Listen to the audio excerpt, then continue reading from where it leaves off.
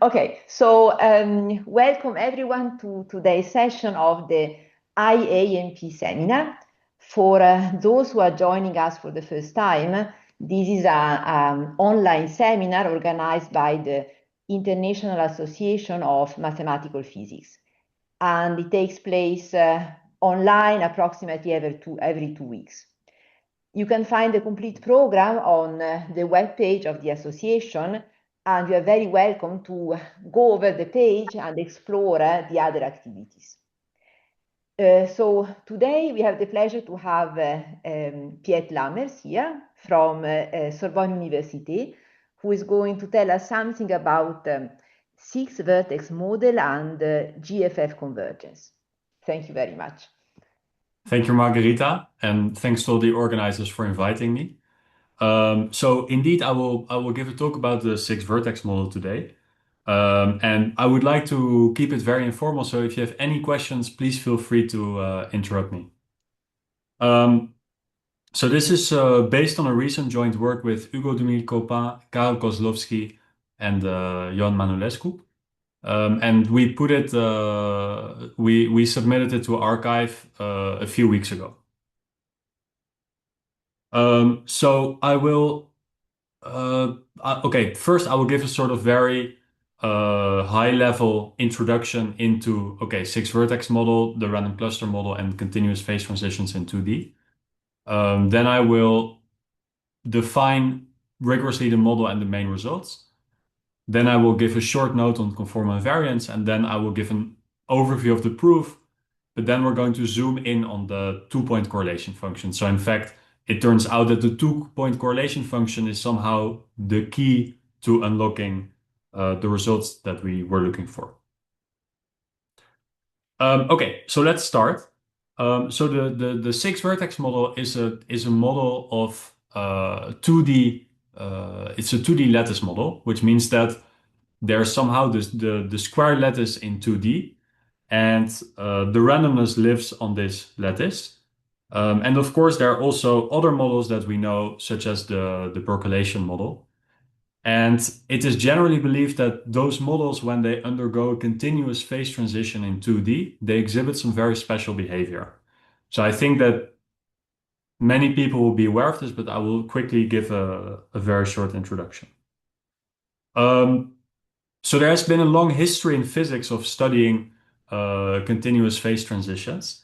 And I want to point out two important developments. So first, there's the renormalization group that has been developed, I think, over the past 100 years, more or less. So yeah, the early contributors include Fisher, Kadanoff, Widom, and Wilson. And there's this picture of that the limit points of renormalization group, so the corresponding to continuous phase transitions, they should be described by quantum field theory or conformal field theory.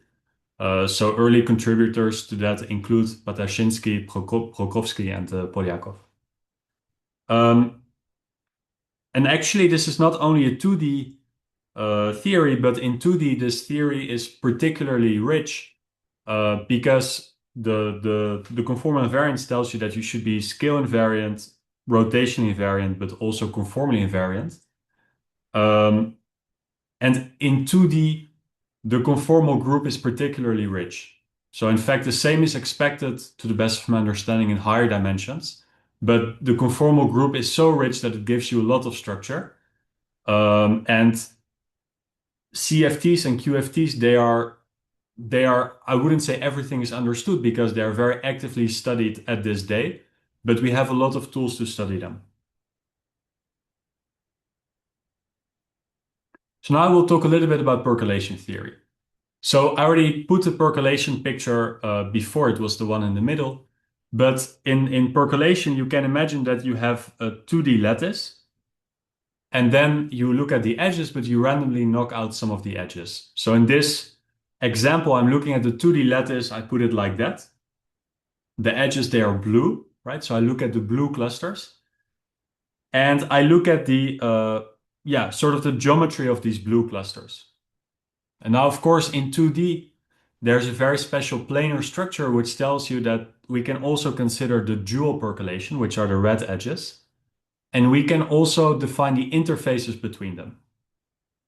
Right? So purely on the combinatorial model, if you take a subset of the square lattice, so that's the blue set, the set of blue edges, there's a well-defined dual percolation, which is the red one.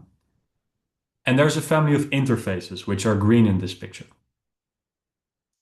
And now the model that we consider, it's a uniform model on these configurations, except that we have this weight, which is square root of q to the number of interfaces.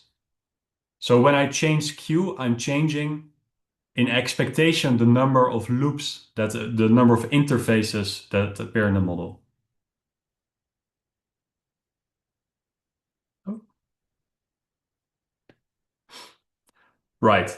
So famously, this includes q equals 1. So for q equals 1, in fact, every configuration has the same weight, which means that we're doing uniformly random Bernoulli percolation with p equals 1/2. This is a model where things are known, but still our understanding is somewhat limited. It also includes the critical Ising model, which corresponds to q equals 2, where of course everything is understood. And q equals 4, which is the critical four-state Potts model. So in fact, q equals 4 is special, yeah, but not in a way that we're going to explore a lot, but it's a special point. Oh. So it has been conjectured that critical exponents exist. And in fact, the scaling limit is conformally invariant, or this is expected. And since the work of Werner, Schramm, and Sheffield in several different works, it has been conjectured that in fact the scaling limit should be described by conformal loop ensemble. So that means that the green loops, if you zoom out, they converge to a conformally invariant family of non-intersecting loops. And there are precise conjectures also for the parameters. So this parameter kappa, it's the only parameter in the system. So it determines, for example, the dimension of the loops, which are strictly between 1 and 2. And then there's this connection between the value of q and then the kappa, the parameter. And this would also conjecturally give the critical exponents of these models. So in fact, it turns out that this model of percolation is closely related to a richer model. And this richer model is obtained by assigning an orientation to the loops. So of course the loops are planar, so you can orient them clockwise or counterclockwise. And if you do so with those weights, then this kind of gives a mapping. So you see that when mu is not equal to 0, these weights, they are non-real, right? So it means that on top we end up with a complex valued measure. But if you forget about these orientations, then you're performing effectively dsum, and you're going to see a probability measure on the other side. So there's a sort of larger model of oriented loops that projects down to percolation.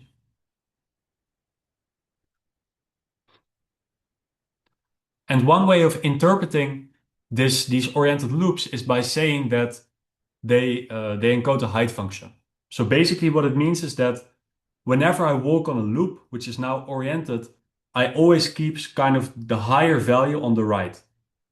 So for example, if I'm walking in this direction, then here on the left, you would have a slightly lower height, and here you would have a height of, so maybe here it's h, and here it's h plus 1, right? So you can really compare these lines as kind of like the altitude lines that you can see in if you open an atlas. Yes. So it turns out that these height lines, they make sense even if you forget about the connectivity. So you can look at those oriented loops, and they define a height profile. But for the height profile, you don't always need to know how they connect. So to illustrate this, for example, here, sort of the two arrows, they come in like that and they go out like that. which means that we could have split them in the other way, and for the height profile, it wouldn't have made a difference. So what this means is that when we go from this complex measure to the six-vertex model, we're also forgetting some information. And it turns out that this model is also a probability model. So it means that all the complex weights, they kind of collapse into positive real weights, right? So FK percolation and the six-vertex model, they are two probability models, but we can see them both as projections of the same complex valued measure. And this turns out that the models, they are deeply related, although it's not crystal clear how you can extract information from one to the other, right? So one analogy that you can make is with the Fourier transform. So for example, local observables on one end, they can never correspond to local observables on the other end. So there's some kind of mechanism going on that makes it difficult to transfer information in this model. But it tells you, for example, that the partition functions are the same. So they're really deeply related. So are there any questions so far? Yes. Okay. So when you go from the middle to the right, to the six-vertex model, what did you do? Did you only keep this height information and try to represent it by these arrows? That's exactly it. So for example, here we see that there are two incoming arrows and then they're outgoing through the side. So if you would like to turn this locally into oriented loops, you could do it like that. Or the other way, you could do it like that. Okay. So those two configurations, they both correspond to the same six-vertex configuration locally. And this is how the weights collapse, right? Two weights correspond to the same weight in six-vertex. This is how you make the complex numbers disappear. Okay. Thank you. And right. So did you have another question? No. Yeah, I wanted to say you did something slightly different to get the left one. And again, you get the real weight. That's right. Okay, good. Yeah, so you have oriented loops. And then if you forget, you keep the loops, but you forget the orientation, you get the picture on the left. And if you keep the orientation, but you forget the loops, then you get the picture on the right. Good. Clear. Thank you. Thank you. Okay.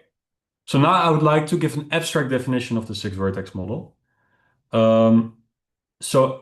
Okay, it's a statistical mechanics model on Z2. The configurations are going to be orientations of the edges. And we want them to satisfy the ICE rule or the six-vertex rule, which means that at every vertex, there are as many incoming as outgoing arrows. So for example, here, there are two incoming from the left and the top, and they're outgoing on the right and on the bottom. And this ICE rule, it tells you, this is more or less what we saw also before, that you can define the height function. So you can say if we see a six-vertex configuration, then on the right of an arrow, you're always one above the value on the left, right? So for example, here on the right you are 2, on the left you are 1. And here, yeah, you kind of need to look from the other side, right? So then on the right, if you are upside down, it's on the higher is on the right. Yes. So in fact, I find it quite easy to think about it in terms of this height function. And the probability of a configuration is going to be C to the number of saddle points. So C is the parameter. And a saddle point is basically a point where you agree on both diagonals, right? So here you are 0, 0, and here you are 1, 1. And a different way of saying that is that kind of two arrows, they collide and then they reflect out, right? So for example, here you're not a saddle point, and the incoming arrows, they don't collide like that. They collide from the side and then they reflect out. So said differently, a saddle point is a point where you can sort of turn it into loops in two ways, right? So here on the top right, there's no ambiguity on how to split this into loops, but here there is. And this is the fundamental parameter of the model. So in practice, what we do is that we define this model on the torus, and then we look at what happens in a finite box, and then we send the torus size to infinity. So we really take a microscopic limit. And the object of interest are the correlation functions. So what we do is that we fix k pairs of points, right? So we fix two k points in total. And now for every pair of points, we look at the height difference. So for example, you can imagine here you have U1, U1 prime. Maybe there it's U2, U2 prime. So here in this expectation, we're looking at this height difference between those two faces times this height difference. So if k is equal to 2 and those heights are next to each other, you're looking really at the arrow-arrow correlation, right? Because this height difference is just encoded by the arrow in the middle. Right, so in fact, if later we are calculating a k-point correlation function, in the end, on the microscopic level, it comes down to understanding correlations between k arrows at a time, right? Because even if we have a height difference between faraway points, this height difference, it can be kind of written as the sum of the arrows in between, right? We're just integrating kind of the gradient of the height function.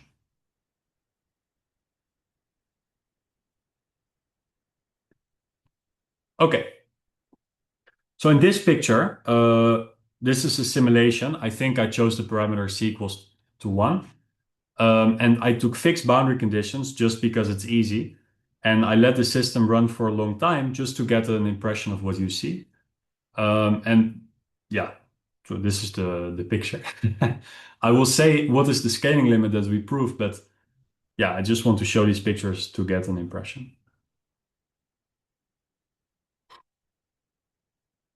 So I mean, supposedly this should be some conformally invariant scaling limit.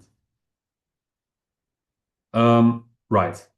So what kind of questions can you ask about this picture? You can ask, what is the scaling limit of this height function? So if I randomly sample a profile on a very large scale, what does it look like? We can ask if its behavior is conformally invariant. We can ask about the dependency on the parameter c. And finally, we can ask about dependency on boundary conditions. So what I already want to stress is that this c parameter, the higher c, the more you are favoring saddle points. And saddle points means that you are equal on both diagonals. So intuitively, it means that the bigger c is, the more you like the height function to be flat, right? Because you're not allowing disagreement on the diagonals. You're really saying, okay, you have to be equal on the diagonal. And so for large c, actually, it's easy to show that the height function is very flat, but we are mainly interested in small c. So what I want to stress is that we answer to some extent the first 3 questions. Okay, for c, we do it for c in some interval. But the dependency on boundary conditions is much harder, and it will also be clear during the talk why we cannot really handle boundary conditions. Yes, so the scaling limit of the 6-vertex model for c less or equal than 2, it should be the Gaussian free field. And informally, the Gaussian free field is a Gaussian process indexed by R2, right? So it kind of has a value at every point in R2. And we define it by its covariance matrix. Now, if you naively want to do this, you see that there are all kinds of problems because, well, first of all, this blows up when x and y are very close, right? So it's not defined as a pointwise Gaussian process, but rather you need to somehow locally smooth it out to make sense of it. And also, it's not even bounded below, because when the points are very far, this will become negative.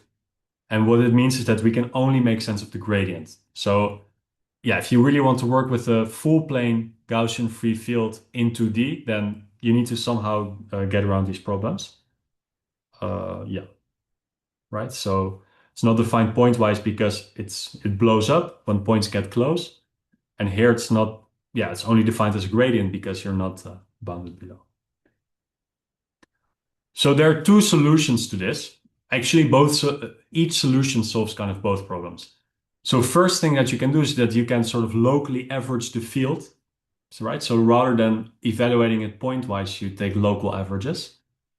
And the second solution is to look at correlation functions. So in my understanding, I think mathematicians tend to often think about the GFF in terms of the circle averages. And physicists, they tend more to think in terms of correlation functions. And yeah, I want to say a bit more about these correlation functions because it makes sense to think about these correlation functions because if you express this in terms of the covariance matrix, if the points don't overlap, you never need to evaluate this on the diagonal, right? So if you want to formally calculate this expectation in terms of the covariance matrix, pretending it's a Gaussian, you don't really care about the diagonal of this thing. So if you think about your process in terms of correlation functions, this is perfectly well defined on, if I fix, I'm gonna take red. If we fix some points in the GFF, this is well defined, even if it doesn't make sense pointwise. So it makes sense on the level of expectation. And it turns out that for us, understanding the correlation functions of the model is sort of by far the easiest way of seeing the thing. I'm just gonna. Okay. And what I want to stress for people that have never seen the GFF is that these correlation functions, they have a very important property because they are harmonic. So it means if I fix those points and I look at it as a function only of u1, then this is harmonic at R2 with those points removed, right? So it's harmonic on R2 minus u1 prime, u2, blah, blah, blah. So in fact, the key part of the proof is where we try to understand the harmonicity of this function.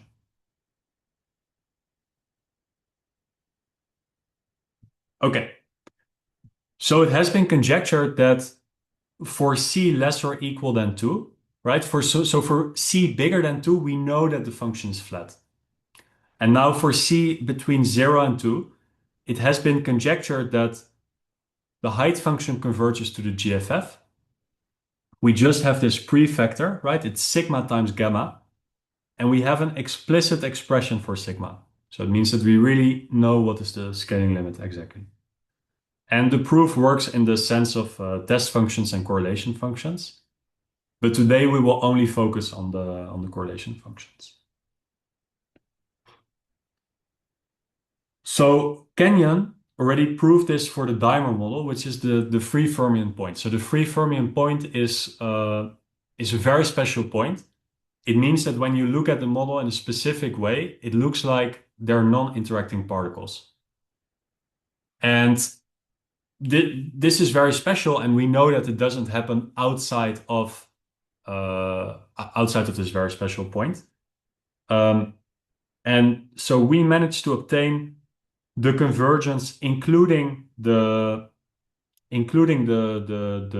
value of sigma in this interval. So you see that it doesn't include the previously known point. And I want to stress that by perturbing around the point, Giuliani, Mastropietro, and Toninelli, they were able to go in a small interval of square root 2. So they were able to prove there that you have GFF convergence. And they could also prove that sigma was analytic, but they did not have an explicit expression of sigma in that region. So there is a reason why we cover this interval. And in fact, we expect that with some improved partial result, we would be able to go up to c equals 1. So I will explain at some point why we cannot do that yet, but we are only covering this. And this interval, if you look at FK percolation, this corresponds precisely to Q between 4 and 1.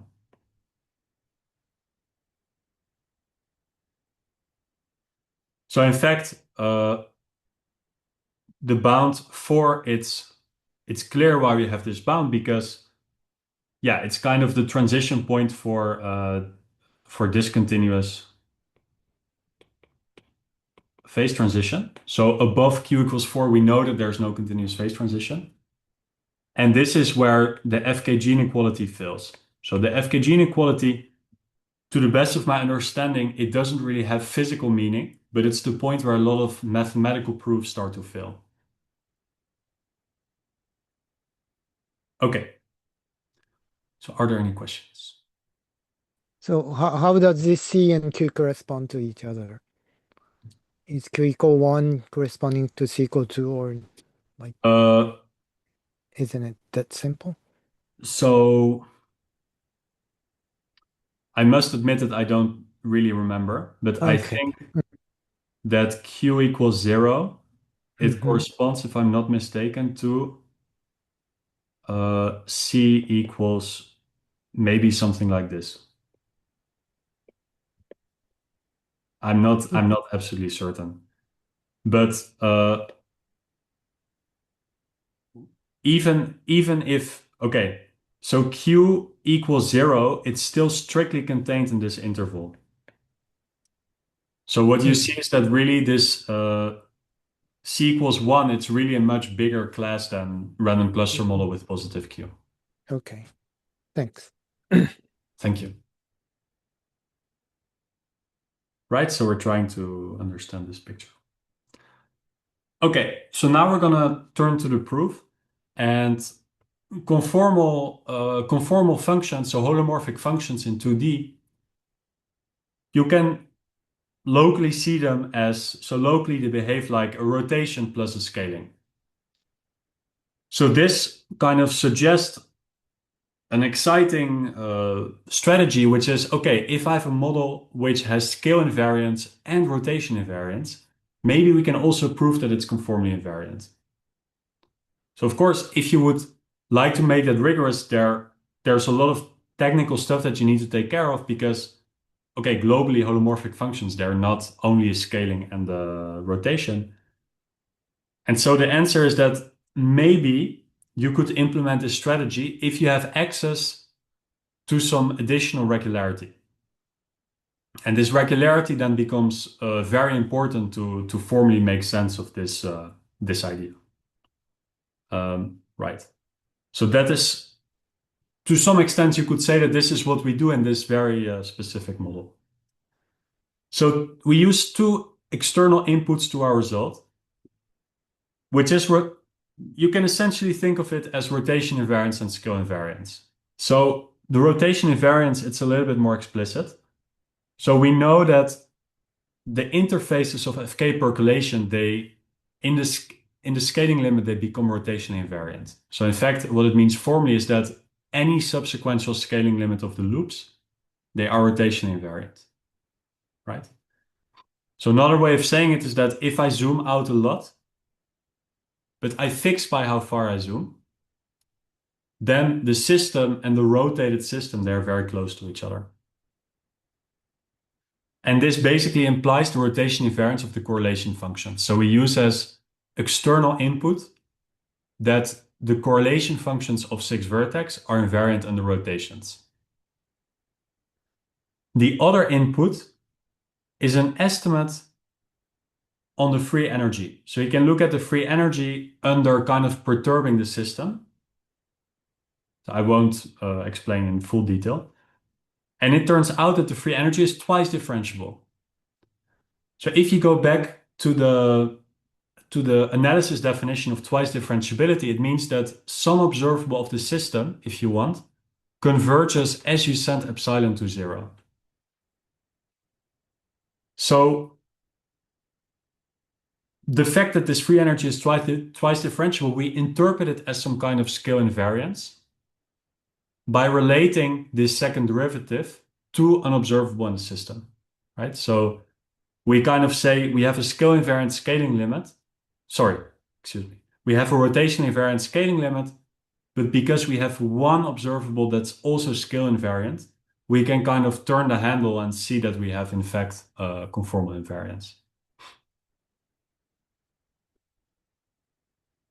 Okay, so I want to mention some applications of this work before turning to the proof.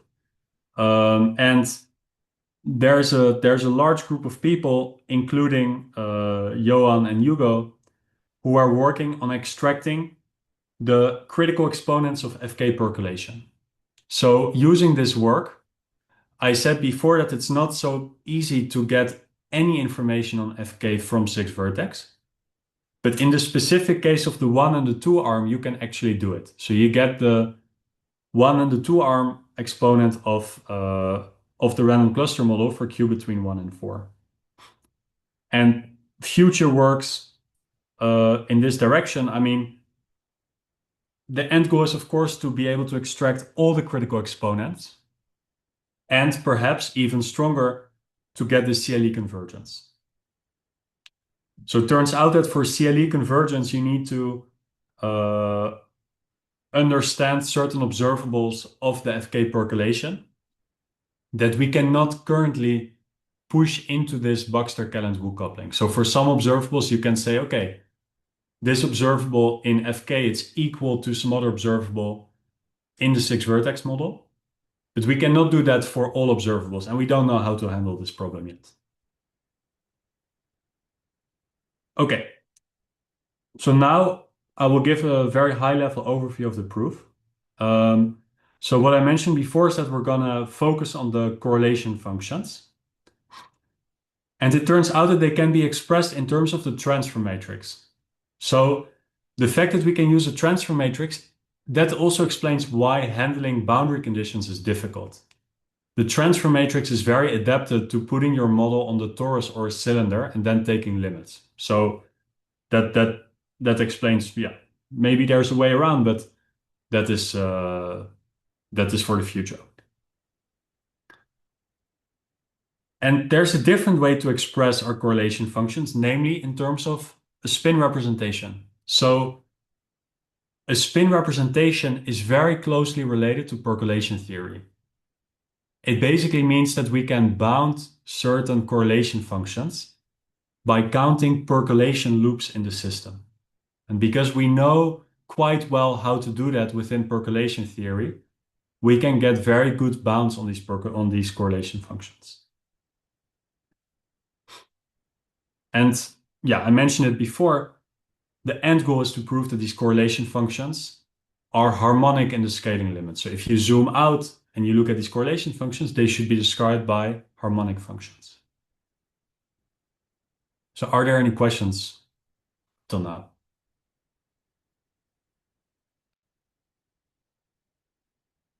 Okay. So the way I view it is that transfer matrix and spin representation, they give two perspectives on the correlation functions, but they're really very orthogonal. So for the transfer matrix, the idea is to analyze spectra of matrices. We're working with exact identities. We can use certain tools like Cauchy-Schwarz, and it reveals a kind of algebraic structure of the system. So for the spin representation, like I mentioned before, it's more about analyzing percolations. We have quite good bounds, which rely on the Fortuyn-Castellan-Genebra inequality. So that's really the core of percolation theory. And yeah, what we will see is that there's a certain regularity structure lying behind that. Okay, so now I will explain a bit the global steps of the proof. In the first step, and this is for us, we would have liked to do it differently, but this is how we present it in the end.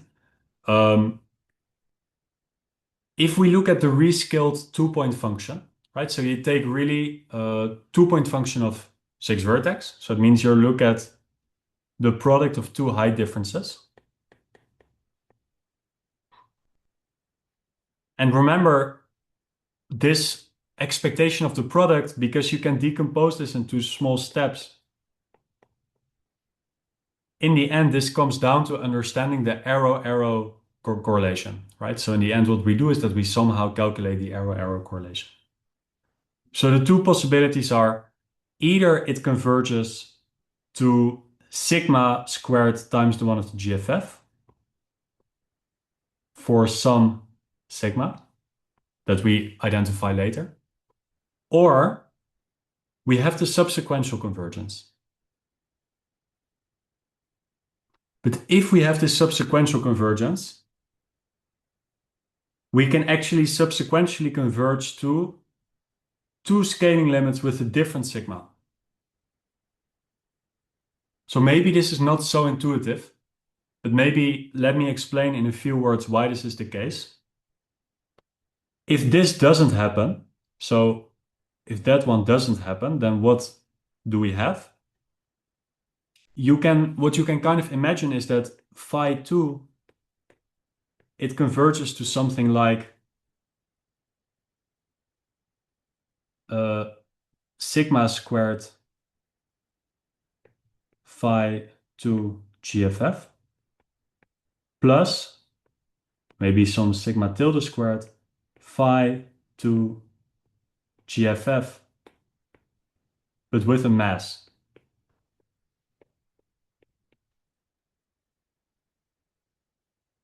So if you have this mass, what it means is that this second GFF, it corresponds to a Brownian motion, but it's being killed. And therefore, it doesn't carry correlations over a long distance. So the way to interpret this, if we get a subsequential scaling limit like this, it looks very different on a large scale and on a small scale, right? Because on a large scale, this mass is going to make the one on the right disappear. Whereas if you zoom in on the small scale, this massive GFF, it will just look like a normal GFF. So what we somehow obtain, so we don't know exactly how to interpret this, so I'm just presenting it as the way I think about it, but I'm not saying this is absolutely the truth. The way I think about it is that we obtain subsequential limits which are of this form. So it includes a GFF and maybe some massive GFF. And now you can scale the scaling limit, right? So you have the scaling limit, but you can rescale, you can zoom in further, or you can zoom out the scaling limit.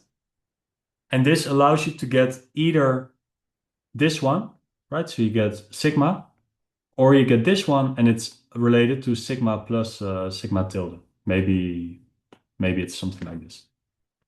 Okay? So we have these two possibilities, and the second possibility, it really comes from quite an intuitive direction. Okay. So in the second step, this is quite an easy step, is that if the 2-point function converges to sigma squared times the one of the GFF, then we have the matching higher point correlation functions, right? So it tells us basically that identifying the 2-point correlation function is sufficient for seeing that the model is a GFF. This relies on the reflection positivity, and in particular on the very nice fact that the correlation functions are harmonic. So harmonic, it means that if you apply the Laplacian, you get 0. And this means somehow that applying the Laplacian looks like a 0 operator. And then it doesn't matter if you apply it to 2 or to multiple correlation points. Okay, so I think if I have time, I can explain, but I think it will be a bit, we'll see. So then in the last step, we prove that if you have GFF convergence along a subsequence, then we have an explicit value for sigma.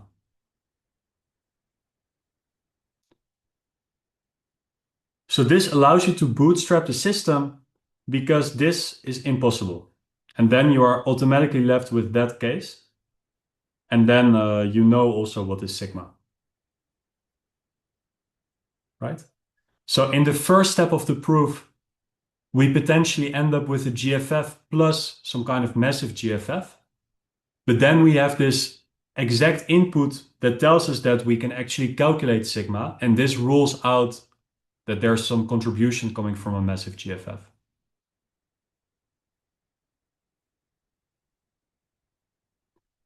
Okay, so I want to discuss a little bit what are the key ideas, or okay, not the key ideas, but what are the main tools.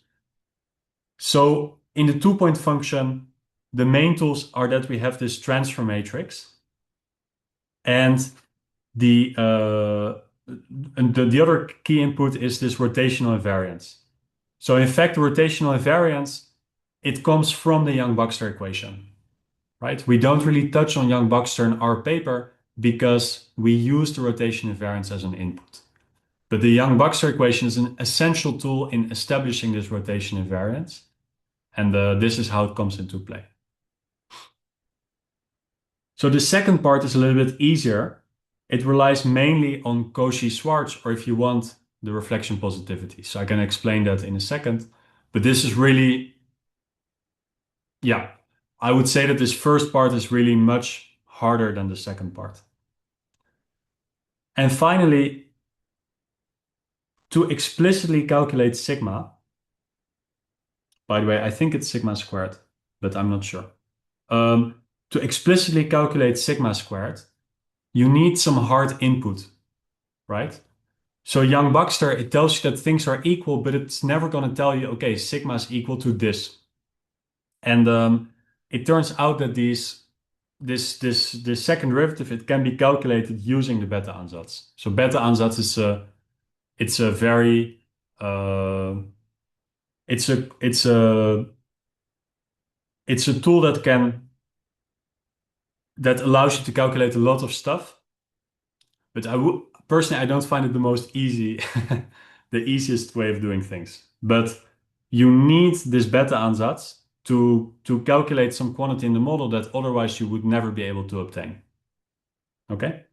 So what I want to stress is that we use, of course, the integrable features of the model. So the integrable features are Yang-Baxter and the Bethe Ansatz, and they come into play here. But they don't come so much into play in our article, right? Because we kind of separated that from the main argument, which is here in step 1.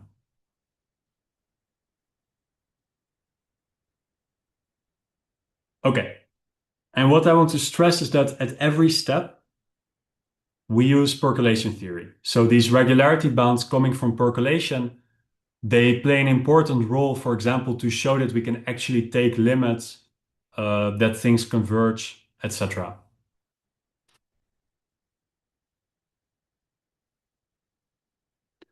Okay, so in the rest of the talk, I want to focus on the two-point function. Right. So if you put your model on the cylinder, then you can view your system as a one-dimensional model, and then there's a matrix that you can analyze. So basically the matrix, the Hilbert space is going to be the L2 space of all configurations that you can have in a column.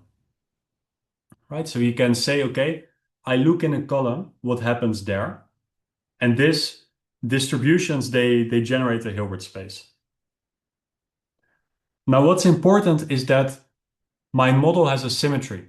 If I fix on what happens here, then the left and the right, they become independent, right? Because I was counting the number of saddle points. And now if I condition on what happens in this vertical column, the left and the right, they don't communicate anymore. And in fact, if I flip around my values, that doesn't really change the number of saddle points. So what this tells you is that fundamentally, there's a reflection symmetry. And this allows you to run a lot of tools from reflection positivity and to express things in terms of matrices, right? So, okay, it's a model on Z times Z over LZ. You can see it as a Markov chain if you want. There are some details there. But the idea is that there are two fundamental operators. There's this operator which allows you to add an extra column. And there's one that stays in the same place, but it simply rotates your column, right? So it kind of shifts your values up. So they commute not because of Yang-Baxter, they just commute because the model is shift invariant, right? If you look at it in a different place, it looks the same.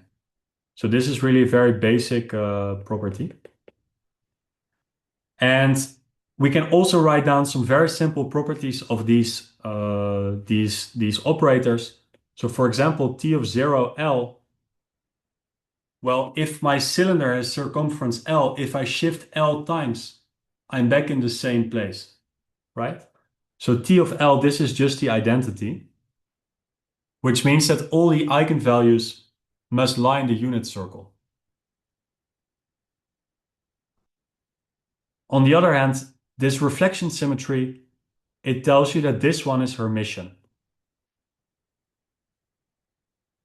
right? So we have two commuting matrices where one has only real eigenvalues and the other one has eigenvalues in the unit circle, in the complex plane.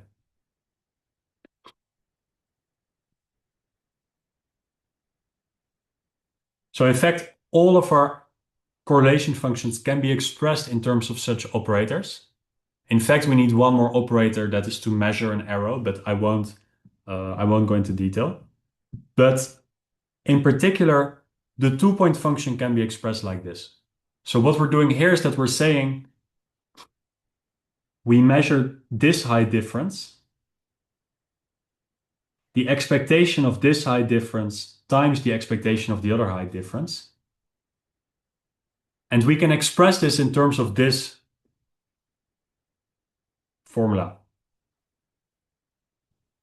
So basically what we're doing here is that, for example, this bit, what we're doing is that we are moving, we're applying x1 prime times the shift operator that way. And then we are applying y1 prime times this shift operator, right? And now this e to the minus a, it encodes a real eigenvalue. And e to the minus ib, it encodes an eigenvalue in the unit circle, right? So even if you've never seen such a formula before, please trust me that this is quite easy to obtain from the transfer matrix formalism. There's no somehow magic going on. So what's important here is that this is the spectrum, right? So it's really telling us for each eigenvector what is its real eigenvalue and what's its unit circle eigenvalue. And this is really a positive measure.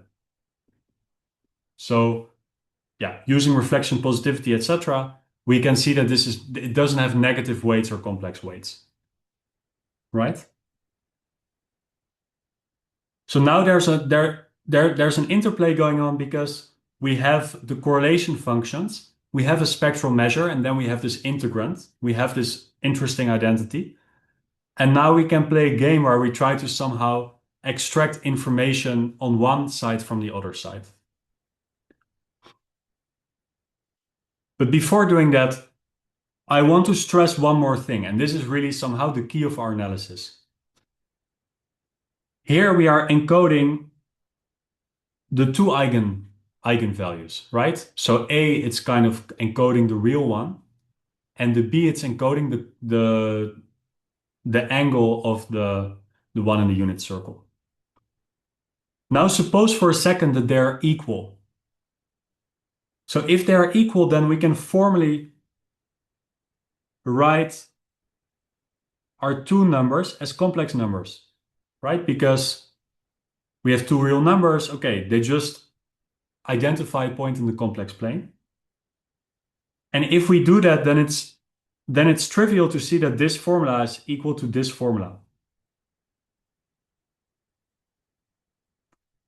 And now if you believe that this integration doesn't kill the harmonicity, right? So this function is clearly harmonic function, right? The real part of this, it's harmonic. So now if this integration somehow doesn't kill the harmonicity, then this encodes really the fact that these correlation functions are harmonic. So, okay, some side remarks. This is defined for finite L, right? So it's really on the cylinder. And we also didn't do any scaling. But what we can already see is that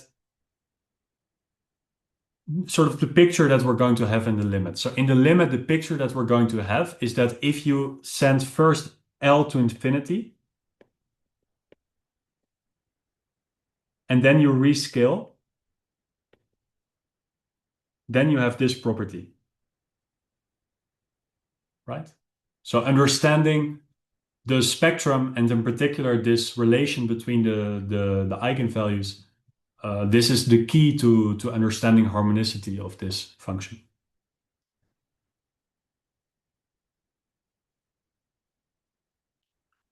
Okay. So I just mentioned that mu of L, it encodes what happens on the cylinder, but we don't care about the cylinder because our result is on the full plane. So we need to take limits. We need to send L to infinity and look at how this formula behaves under this limit. So essentially there are two questions to ask. Okay, of course they're more or less the same, but can I see mu L as belonging to some compact set of measures? So can I speak about subsequential convergence? And if it converges, do my integrals also converge? By the way, would you like me to stop before the hour for questions, or shall I continue to the hour, Margarita? I guess it depends how much you still have to say. I mean, we have to stop at the hour, but then we can ask questions and Okay, it's perfect. I will stop a little bit before and then. good. Okay, so the first question is, how can we see that this set of measures belongs to some compact set so that we can formally take the limit? So the way that we're going to do is that we're going to actually use the relation with the correlation function. So in particular, I can position my points in a very nice way, right? I can position my points such that they're exactly like that. And the distance is an even number. So it's 2k, 2k, 2k. And in that case, we have this relation. This is just the expression for the 2-point function that I get.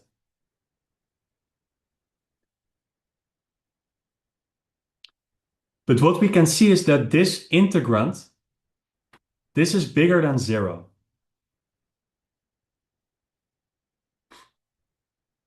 So it means that if we can bound this, if this is small, then this integral has also to be small.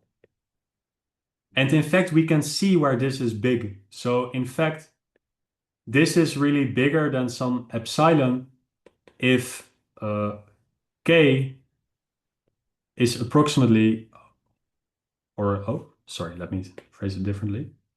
When a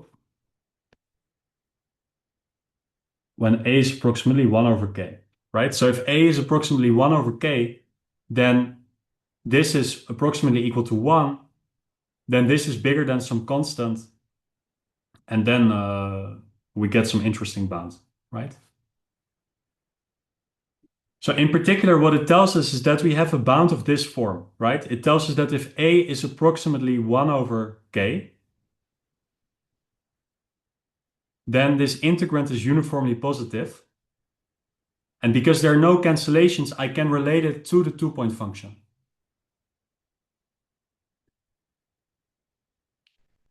But this 2-point function we can also bound, and we can bound it using percolation theory. So the idea is that in this percolation framework, the correlation function is roughly bounded by the number of loops, right? So this correlation function, it's smaller than the number of loops which kind of create this height gain for both of the pairs. So I think this is very nice because it really shows the interplay between the spectral representation, right? The fact that we can study this measure, and the percolation theory. Okay. So I won't have time to go over the rest because I want that to give some time for questions, etc. But once you have this, the key thing is to make the rotation invariance do its work. So what you can show is that you can essentially make sense of this formula in the limit when for one pair they are aligned, right? So, here we ask this question, which integrands converge? And the answer is basically, well, if for one of the two pairs they are aligned, then it converges. But then rotation invariance allows you to upgrade this in two steps. So first, if I take arbitrary points, I can see that this correlation function is going to converge by looking at the same time at this system and the one where I rotate by a tiny angle. So of course, this height difference, I can write it as this difference plus that, right? And now the horizontal parts I can handle in this system, while in the other system, you can handle the ones where it's rotated.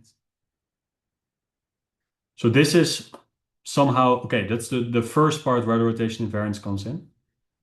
And in the second part, you can define this formula. So this is a transformation of the measure. And this formula is in fact what you obtain when you start differentiating. So what you can do is that you have your points. One is horizontal, but now here you can make its distance equal to epsilon, and then you start differentiating in epsilon. So now formally, we introduce this formula for real variables, but we can also see the first input as a complex variable. So we have two ways of inputting 2D information in the system. Either you put two real variables, or you put a complex variable and 0. What this formula tells you, so this really you can extend to this set.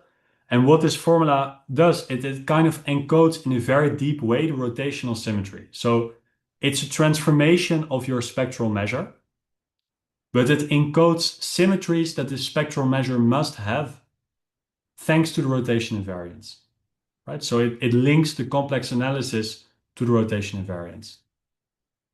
So in the key step of the proof, which that's really the key step, there's some complex analysis argument using pole integration where you can show that in fact we don't have this, so that we don't have, but we have this almost everywhere, right? So of course this is what leads to harmonicity. We get this, and then this leads us basically to this picture where we have a GFF plus potentially a massive GFF. But then by rescaling the scaling limit, we get back to the GFF. So this is basically, so again, this is really in my own words, plus a massive GFF. Right. I think this is a good point to stop. But thank you very much for your attention. Thank you very much. Thank you. Okay, so we have time for a bit of official questions. So please, you are free to unmute yourself and just ask.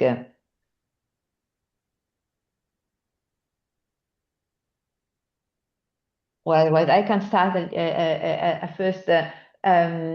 So could you, it may be that I heard this talk already and I asked you the same question, but I need you to understand. Could you explain a little bit more how you construct this transfer matrix? Because L is the size of your, capital L is the size of your, so you have this torus and it's Yes. L times L. Yes. Okay, and now you have a column, and so this is like you have a column of length L, and your Yeah. operator is jumping from one column to the other or making an operation on this column. Yes.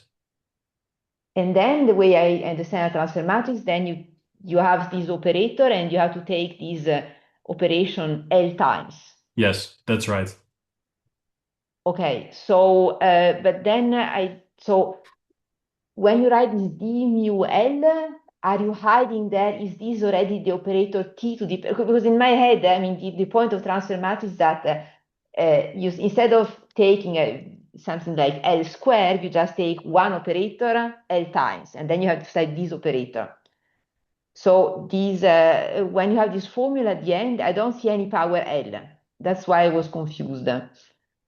Right. So you have the 2-point function, and I would have expected that you have something to the power L, and then Yeah. your operator is again depending on L because it's acting on a column which is of length L. Yes. But I guess that the exponent L is hidden in the measure, or the Yeah, power L. so there's no exponent L. So here, what we're thinking of basically is that y1 prime, for example, this is an integer. And what can happen, for example, is that we say y1 prime, this is equal to L.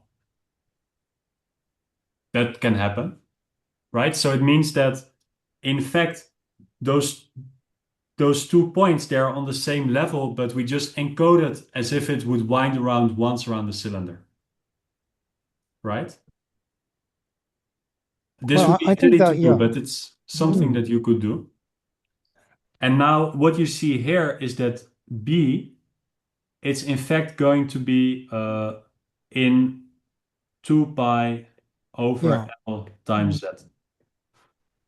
So in that particular Yeah, case, that's the you point. see that y1, yeah, right? So you see that y1 prime times B, this is in 2 pi, and therefore there's no contribution, right? So this mu of L, this formula, it makes sense, and you can let these positions be wherever you want. Only when L is fixed, you see that the B, it takes discrete values, and when you go multiple of L, you just don't contribute somehow. I don't know if this answers your question, but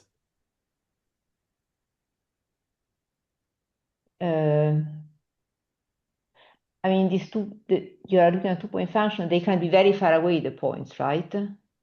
so this, it makes sense if the points, so at this point we say that they live in maybe z squared to the 4, right? So this formula, it makes sense on the microscopic level. And it's because we always send first L to infinity and then scale. But there is no L to infinity yet. L is still fixed. That's right. So this formula, you can make sense of it really with operators between finite dimensional vector spaces.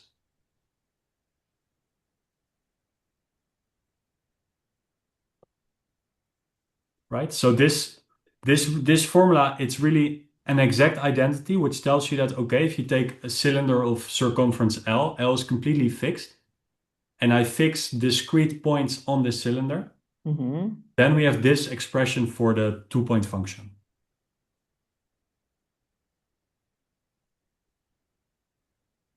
Okay. And then what you do is that you first keep your points fixed, you send L to infinity, so you open up the cylinder, and then you start rescaling the points.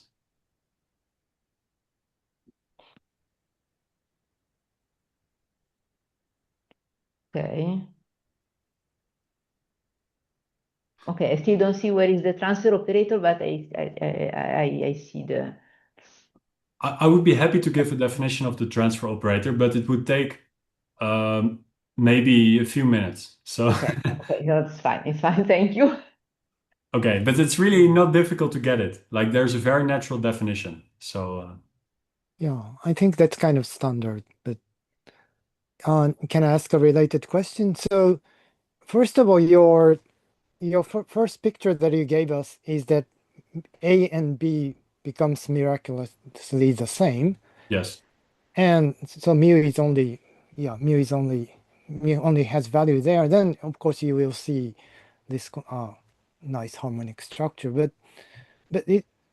is it really literally true? Because if C A is if A and B are the same, and if you only look at this formula, and if you consider the case where X is 0 and you only have Y, yeah, and then you don't see the decay if B is just pointed, if B is only takes value in special value A or something, you know.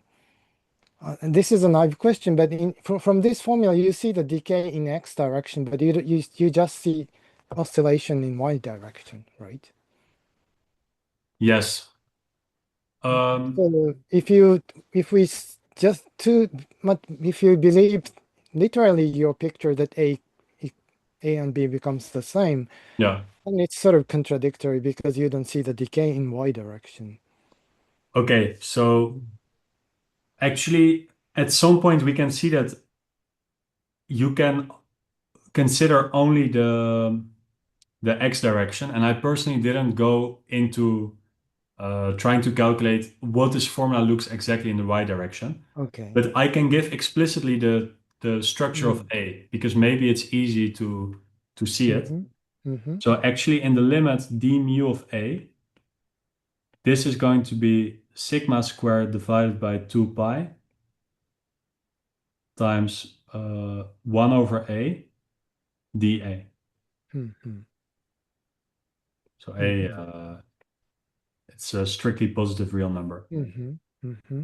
So when you do this, because we know what is the two-point function, it should be a Yes. difference of logs. Yes. Yes. But when you Mm. integrate this 1 over A, you will actually see the logs. Hmm. And now, yeah, I'm sorry to admit that I don't know exactly how Hmm. this formula works for B. So Yes. what I Okay. can Yeah. say is that Hmm. B equals plus minus A, right? So half of the time it's plus, half of the time it's minus. Uh-huh. And is it, can I believe in this or not? Is it, uh-huh. This is what we prove. So, Ah, okay. right? Okay. You finally proved this. Okay. Yeah. And this mu does some fantastic job, and you get rotation invariance, and yes, this spectral representation itself is highly non-rotational invariant representation. But Because you uh-huh. split between the Yeah. two coordinates. Yes.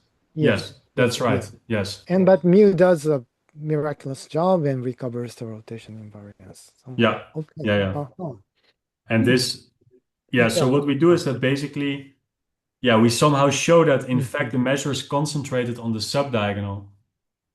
But then if you pull the handle with this extra Yes. analysis to Yes. remove the Yeah. massive part, you can see that Hmm. really you are on this Okay.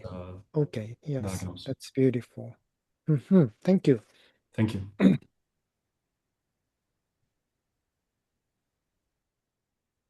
Uh, so I have a question. In the FK Ising loop model, if you tilt the model by the number of loops, like what we do in loop ON models, Yes. uh, can we expect that the height function converges to like massive GFF or just prove localization? So from the perspective of six-vertex model, there's a natural way to orient the loops, but it uses complex weights. So Okay. it tells you that the only exception is the critical point. So Q equals 4, which corresponds to 4 state pods. There, the coupling is a real Okay. coupling, right? Because 2 equals 1 plus 1. And there you should have the level lines, the loop should be CLE4, right? So there Okay. you expect it becomes GFF. But for the others in the scaling limit, it should be CLE kappa. And now if you take CLE kappa and you flip coins, for example, to get a height function, I think it shouldn't become a GFF. Oh, I see. But these things are not I really see. understood, so I cannot really give any conclusive answer. Thank you. I see. Thank you.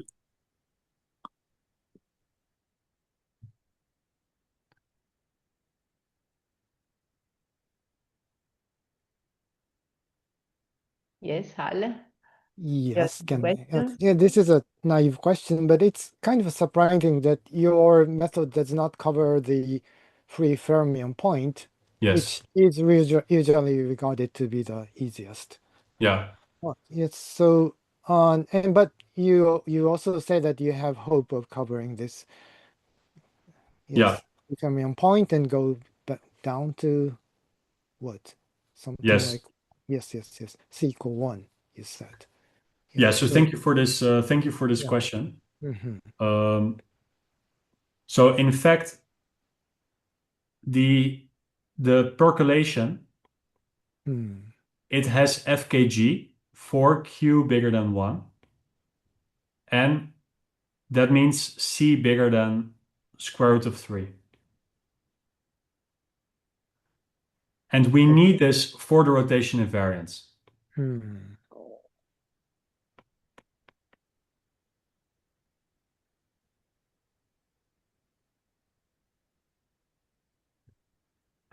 Actually, what's interesting is that the six-vertex model has FKG for C bigger than 1. So in fact, all the analysis in our paper, it uses the fact that C is bigger than 1, because there we can, so for example, we had this important bound on the number of loops, right? We could bound the spectrum because we could say it's related to the number of loops going around these points, and that we can bound using percolation theory. And that's where we use that C is bigger than 1.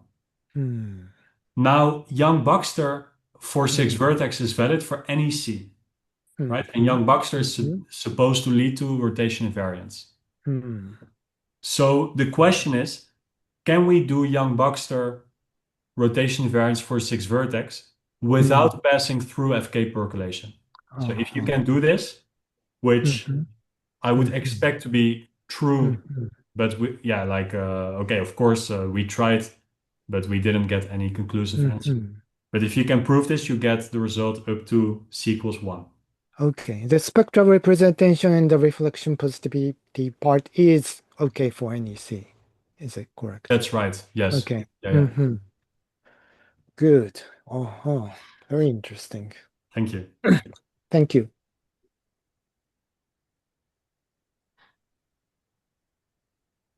More questions?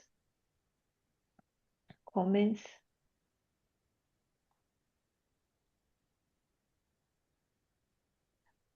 Okay, if not, we thank again Piet. It was really nice. And so we can stop